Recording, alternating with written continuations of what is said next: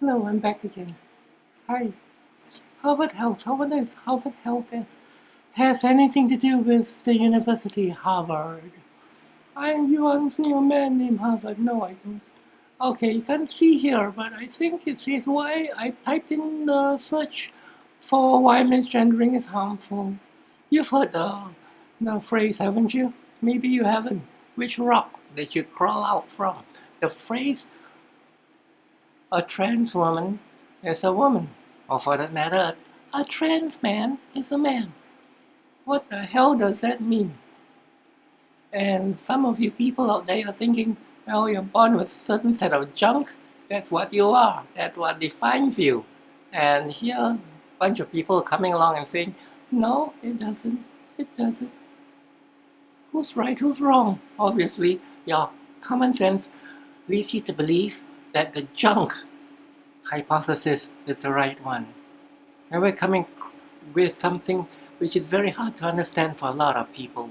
For a lot of people, it's really hard to wrap your heads around, and that is, I like to bring it down to this level. I like to bring it down to, and make it more accessible if I can. I may be misrepresenting the whole thing, but I hope I'm not. And that is, we are bringing it down to its functional level. Let's put it this way. If you sit on something, let's say you sit on a log. It's a log. But if that's all you do with it, sit on it. If everybody else you meet uses the log, not as a log, not to use it for kindle wood for anything else, but it functions as a chair, you sit, everybody else sits on it. Essentially, it becomes a chair. It is a chair. You're not going to refer to it as log anymore. Nobody will. They're just going to refer to it as a chair over there. Same with a trans man or a trans woman for that matter. Yeah, I'm trying working on my voice. I know a lot of people tell me but my natural voice is a little feminine already, but I like to feminize it even more because of so many transphobes. I've never understood that word transphobe because it comes from transphobia, doesn't it? And it appears that these people aren't afraid of trans. They're more hateful of trans. But then again, people are hateful of those things they do not understand. And that hatred comes from a very deep-seated fear, I suppose. So transphobe it would be. That's what it is. Harvard Health asks us, or tells us what it is and why it matters. It matters a lot. The times I've been misgendered myself, when it's just an honest mistake, it hits you and the kind of bricks just dematerialize once you realize that a person didn't mean it. But there was that one incident in a vegan restaurant of all places. And I'm going to tell you the name of the vegan restaurant because, these people treated me so bad, all the way up to management level. It was so bad. Yeah, I have the right to dox them. I really do. And if anything like this happened to you, do not hesitate for one moment to go online and dox them because that's what they deserve. They deserve that the whole world know how horrible they were. So I go there the day after my birthday. And my spouse and I, for many, many years now, we've been living in a rental arrangement and all our money go to rent this tiny little room.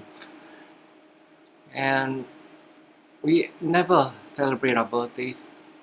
We cook all food all the time. I just cook. For both of us, we're vegans, we have to cook most. So a birthday meal outside, something you really look forward to. And we go to this place in Singapore, an exclusive vegan restaurant, well, mid-price, not so exclusive, but exclusive in the sense that they only serve vegan food, called Nam V Nam. Okay, a Nam V Nam restaurant in Singapore. And guess what? You get misgendered, and you tell them nicely, really nicely, please, I'm not a sir, I'm a man, please refer to me as such. And the waiter, this bald-headed guy who looks like some kind of monk dropout. He dropped out of the monastery, took drugs for many, many years. Ironically, it turns out he was the only vegan of the whole wait staff there. And he repeatedly misgendered me after that. Very loudly, very pointedly, and I would have to say with perceivable cruelty. Now, if you're not transgendered, you have no idea. You have no clue what it does. It took so much to come out. It took so much to do this thing, to be ourselves.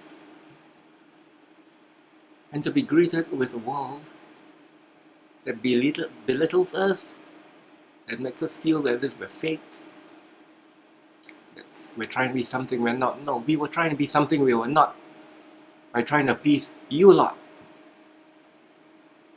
by trying to conform to the gender assigned to us at birth, our junk gender, our biological gender. But let's go along with the idea that gender essentially is function. You function as a woman in society, you're a woman. Now, the right wing in America would have us believe, you can give birth. How can you say you're a woman? So, that's all a woman's function in life, in society is just to give birth.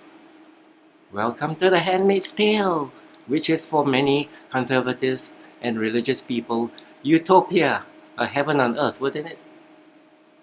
Okay, back to Harvard, or back to my story. So, it didn't end there. Guess what happened? Of course, I demanded to see the manager. They don't have a manager. The manager's never around. The rest of the staff starts lying to me, starts telling me, this person's the manager. I go up to the person and say, no, they're not a manager. Manager's away at Batam, which is a holiday island of Indonesia. So the manager's having a holiday. Great, wonderful. So the next working day, I wasn't offered a free meal. I wasn't offered anything. I didn't get a feeling that anything was going to happen when I called the management office the next time. Well, okay, I'm getting a little upset here. I have to calm down a little bit, calm down. Reliving this is not easy. Misgendering is a form of abuse. As a point of fact, it can be very trauma-inducing. It's not something to be taken lightly at all. You don't ever prank a transgendered person by misgendering them. Please don't. If you are that cruel, anything bad happens to you after that, you do not have my sympathy. You do not have my understanding.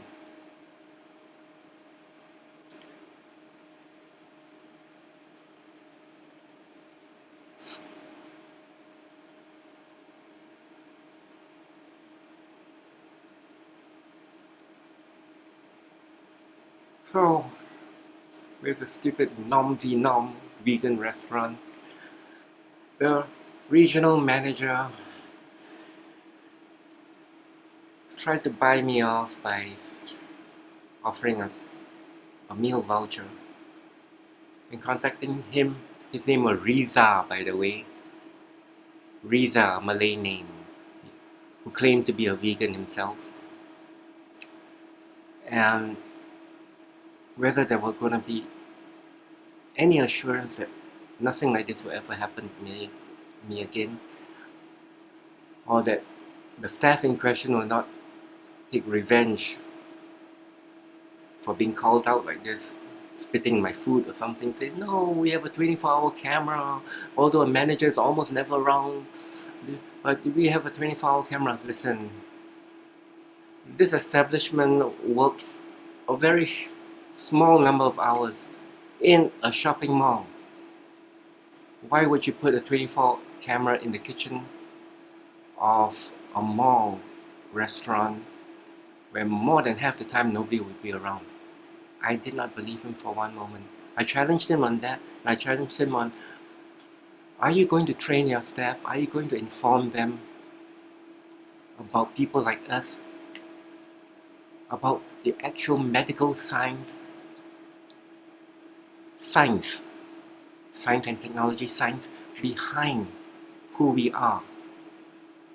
Are you going to let them just be ignorant Or is your training just going to be lip service, telling them, and I know how Asian people talk.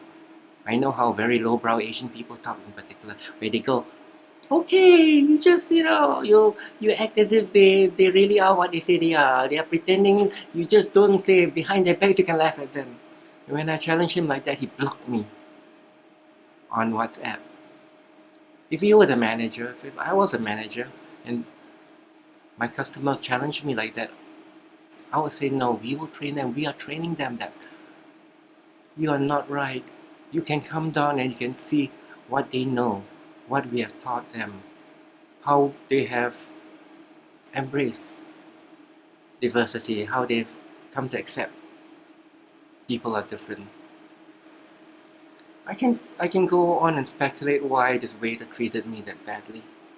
Vegan, you know, the vegan ethic is based on not being bigoted actually. At its core, it's not even about not causing harm to non-human sentient beings, but it is about not being bigoted to sentient beings, whether they are human or non-human. Speciesism, they call it, like racism, but extended to beings outside of our own species, similar to being bigoted to people or beings outside of our own race. Yet he was being extremely bigoted to somebody outside of his own understanding. And that could be attributed to religious training, perhaps. After all, in Asia, there are many vegans who are not vegans for any ethical reasons. They're vegans for health reasons or trendy reasons, where they're younger, richer, upper middle class, tertiary educated type. Or if they're the common people and they're vegan, then they're Buddhists or they follow some crazy Asian guru. Probably some Vietnamese woman who thinks she's God. Anyway, back to misgendering. Okay, I bet a lot of you will be skipping past all this. Misgendering according to Harvard Health Publishing. Okay, the chapter on non-venom is closed now. I have hopefully satisfactorily doxed them. And any visitors to Singapore who are vegan or who are interested in eating vegan food in a restaurant, please avoid this establishment. Tell all your friends to avoid this establishment. Those with a conscience, those who are allies of us trans people, please do not give them your money. They don't deserve your money. Back to Harvard and misgendering. What is it and what matters? Well, you know what it is. Why does misgendering matter? If you are a cisgendered person, okay, I'm not referring to this article at all, I'm just going on and on. Okay, I'll just read out and I'll say what I think. Now imagine a scenario in which you are called the wrong pronoun or honorific, for example, Mr., Miss, or Mrs. multiple times a day. It might happen in person or the phone. Each time it happens, you must decide whether it is worth to correct that person or easy to let it go. Imagine that you're repeatedly confronted with this experience and the decision of whether or not to correct it throughout the day, every day. As we know from research, okay, it links to somewhere else. Right now we trust the research is sound, but chances are Harvard, it would be. And as I've also heard from the TNB people I know, trans non-binary, I guess, yeah, trans/non-binary.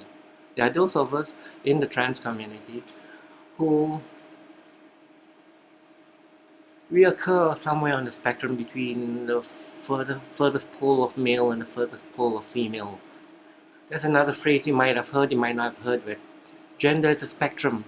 It is not a polarity, a binary of only plus, minus, male, female. It is essentially, as they say, a spectrum, a nice kaleidoscope spectrum. And along the path, we call these non-binary without binary definitions. Among the TNB people I know, this is both exhausting and demoralizing. When people are misgendered, they feel invalidated and unseen. absolutely true. Many of us are at the stage of our development as transgender people where we're beginning to even accept ourselves the way we are. Society's trans hate, ignorance, phobia, bigotry has seeped into us. It's taken root inside of us. We have started to hate ourselves, although we affirm otherwise we do, and we tell ourselves we shouldn't. But to be confronted with this hatred all the time, even in silence. Where I live in Singapore, a lot of people would not confront you verbally, socially with it, but you know how they feel, their body language, the vibes they give off. They're not accepting you as a person. You're subhuman as far as they are concerned. You will always be subhuman. We internalize that hatred. We shouldn't, but you can also help us accept ourselves for who we are.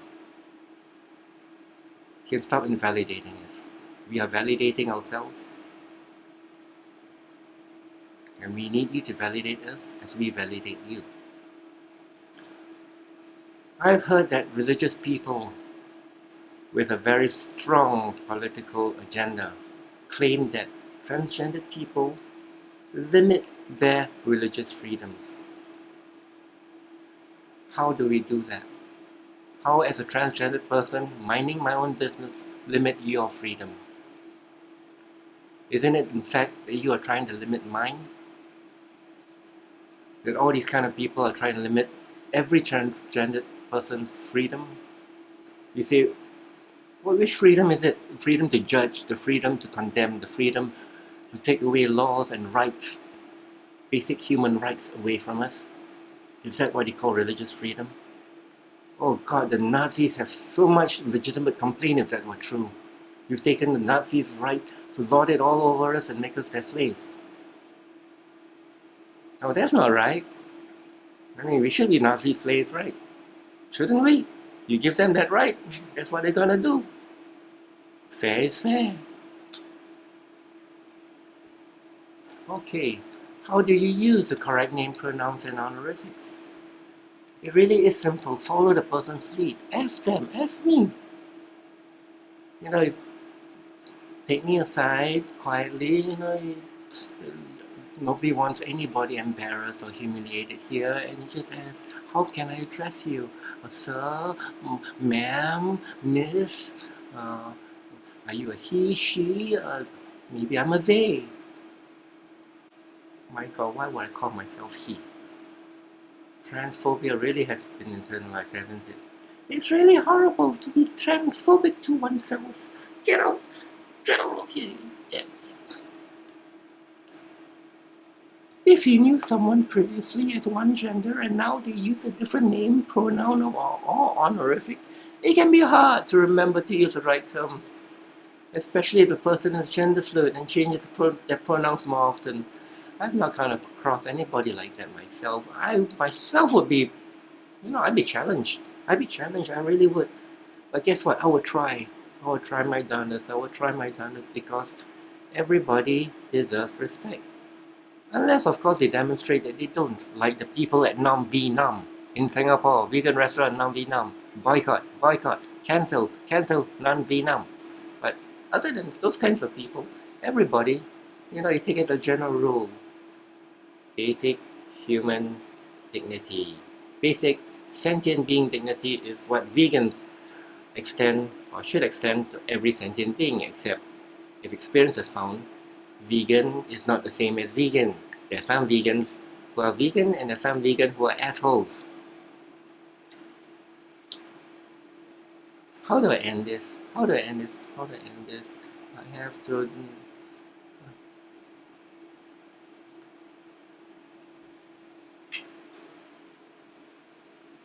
When you meet somebody from a different culture, who speaks a different language perhaps, it would be rude to demand that they act exactly like you and to conform to everything that you do, the exact way that you do it. It goes the same for anybody of a different gender orientation than what you're used to. As long as the other person treats you with respect, and I do, I treat people with respect. We expect the same. Is that too much to ask? Really, it's not, isn't it?